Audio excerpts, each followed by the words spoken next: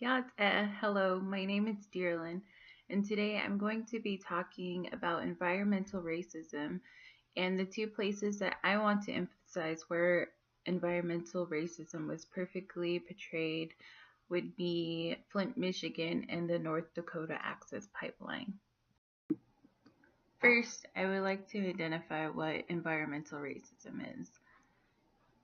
The definition that I found and liked is an important concept that provided a label for some of the environmental activism occurring in minority and low income communities. In particular, it links racism with environmental actions, experiences, and outcomes.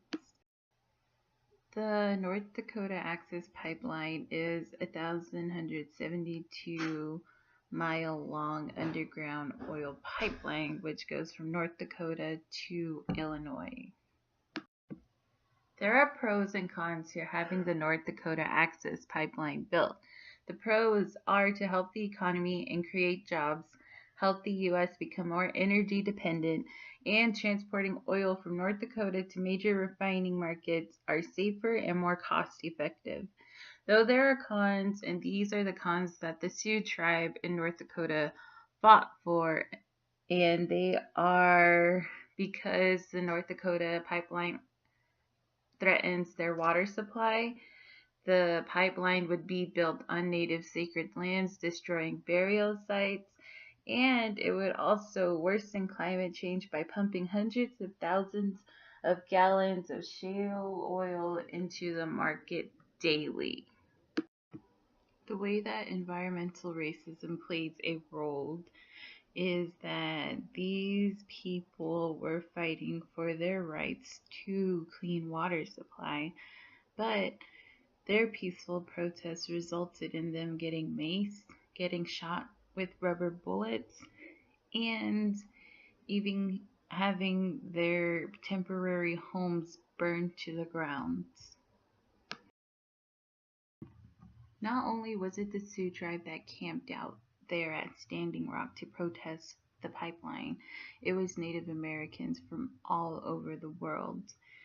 And there was even the hashtag #NoDAPL going on within social media and protests.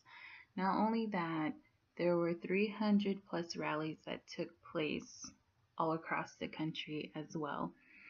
What it took for the world to come to acknowledge that the pipeline was and is a threat to water sources for those was the celebrities who mention it during the Grammys, who mention it on their personal social media pages, or who even went to the camp and did a live footage of what is really going on there.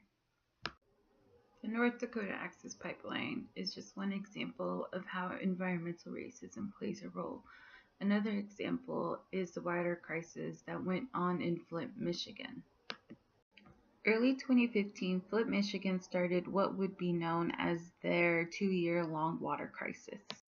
Stephen Bush and Mike Crisby, who are in the Department of the Environmental Quality, were the ones who are responsible for tampering with Flint, Michigan's water to make it seem like the water was safe and clean drinking water.